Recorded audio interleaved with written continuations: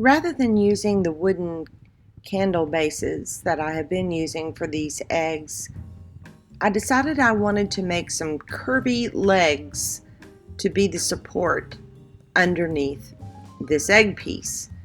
So, using molds, Allumilite Amazing Casting Resin, I am going to pour some curvy stuff and see what I can do with that. Now, you saw me just put hot glue on part of the molds there, and that was to act as a dam. Sometimes I've used clay. The hot glue was there, it was fast, so I just put the hot glue in the places where I wanted the resin not to overflow. I also have another mold out there because I'm contemplating what to put on the top of the egg, if anything, and I thought, well, this little chicken weather vane is awfully cute. It looks a little tall. I don't know if I'll use it or not, but I'm going to go ahead and pour it. Also, if you've ever worked with resin, you know that when you pour a mold, the side facing up is not going to have any relief, obviously, but it's also going to be very flat and very shiny. That is not going to work to make legs. So what I need is something, a mold that has two pieces that are symmetrical with one another, which these are, so that I can pour resin again, use the previous resin molds, and sandwich it on top of the wet resin, and it will bond to itself so that it will make a 3D dimensional leg all the way around, looking normal, not like it's been cut in half.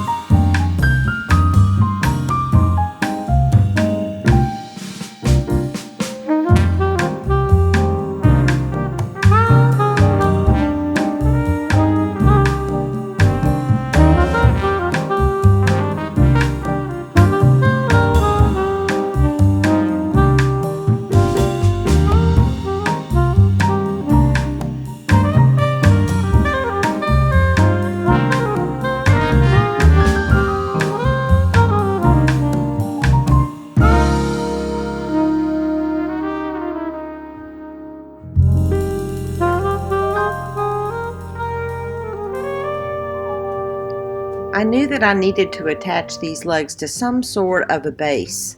So while I was pouring, I had the resin. I also poured several little circular designs from the IOD Rosettes mold. And I chose one kind of, you can see I cut out little grooves there, and I'm using super glue to glue the legs in place. Now it's time for me to decide if I want to use the chicken weather vane or not. It looks pretty tall. I end up cutting down even the north, south, east, west part, which doesn't make a lot of sense, I suppose, since it's supposed to be a weather vane, but I still have the arrow and the chicken, and that height looked okay. But I have another problem.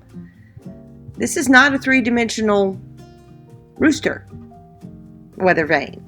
It's flat on one side. And it's just not going to look right unless it's kind of like 3D. So I thought, well, can I make it 3D? Maybe using some clay and kind of mold it and shape it on the back. So that's what I'm doing here. I'm still not sure if I'll use it or not. I'll have to wait and see what it ends up looking like after I get it painted.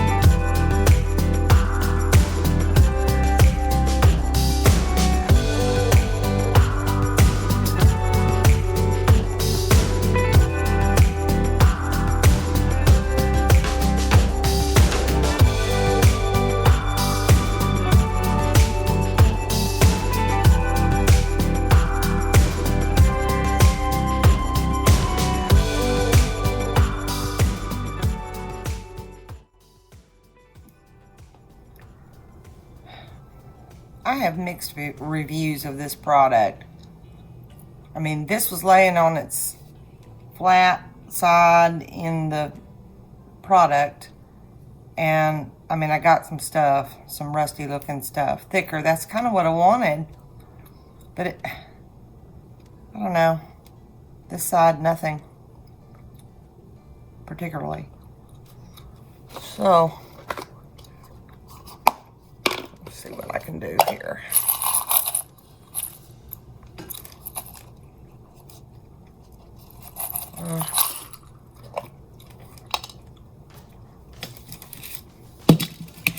Let's see if we can't more soak it for several hours. And if that doesn't work, then I'll just do my faux finish like I normally do for rust. I was just giving it one more shot. Where's the spray? Oh.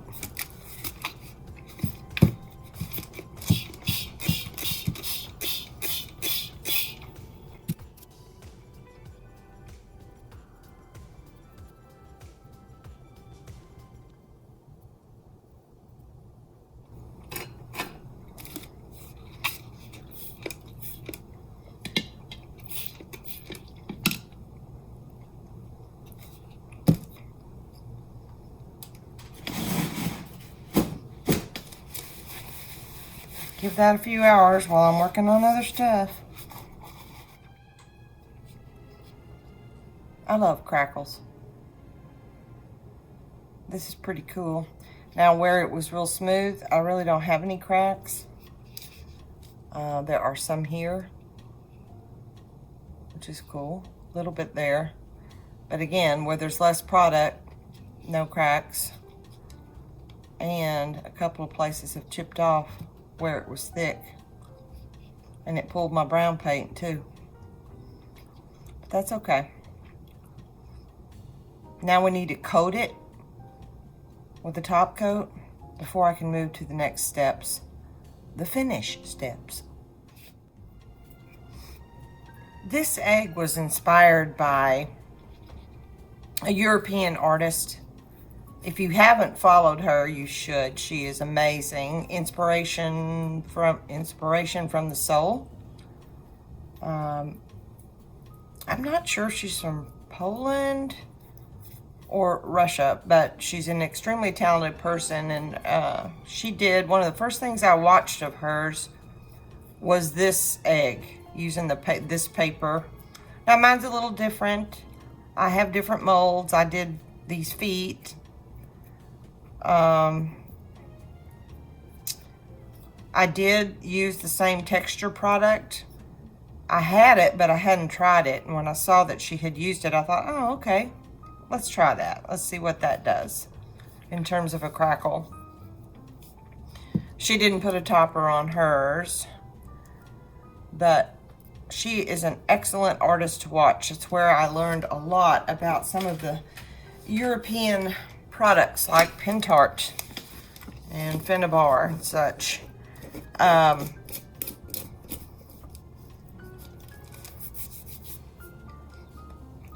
She doesn't ever narrate anything, so all you're able to do is watch and then try to figure out, okay, why did she use that top coat? What was the purpose of that top coat? And you have to know a little bit about art and your products to know why she's doing things in the order that she did them. Now, one thing I want to say that I've not explained before, at least I don't think I have, the Pentart Fine Line Crackle. You have to use a petroleum-based product for a top coat over that. If you don't, even though it's considered a water-based product, if you don't, it can get gummy if you don't coat it at all. And if you coat it with a water-based product, you're pretty much guaranteed you're going to end up over time with a gummy finish.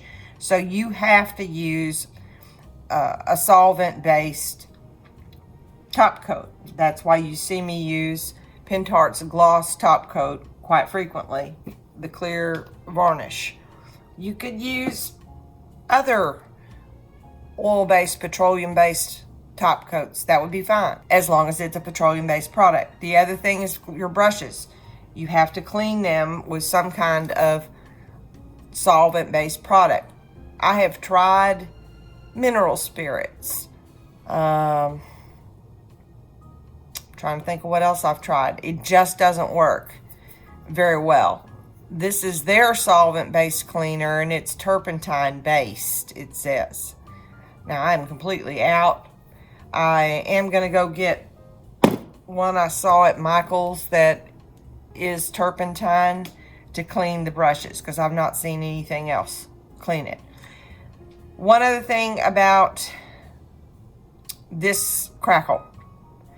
When you're rubbing it down, it's best to use a dry cloth. You'll see me occasionally use a wet wipe, but I use it very quickly and not a lot of rubbing. Again, because that's water-based, and if you rub, you're going to start removing and gumming up the product.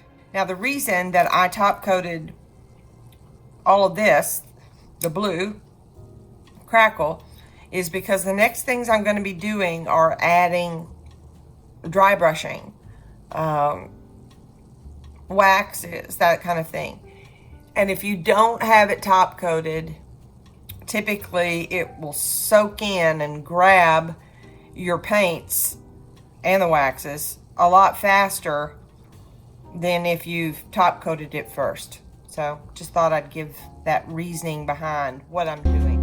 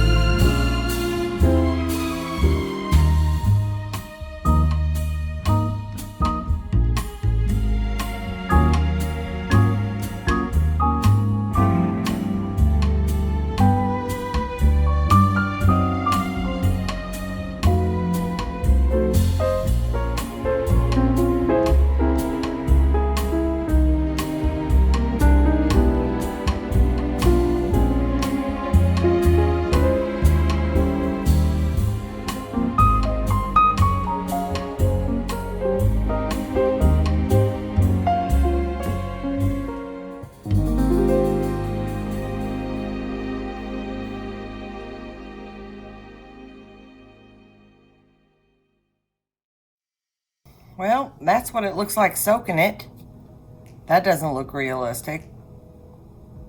That's not even the right color of rust. This side's better, but it didn't give me a lot. So we're going to fix it by faux finishing. This is my mixture of, I put a lot of things in there. Cinnamon, cloves, nutmeg. I used a little ground mustard and some turmeric because rust has variations of those colors. If my coloring were good behind this, I could just use like glue or a clear coat, but I don't like this color, so I'm going to use some paint.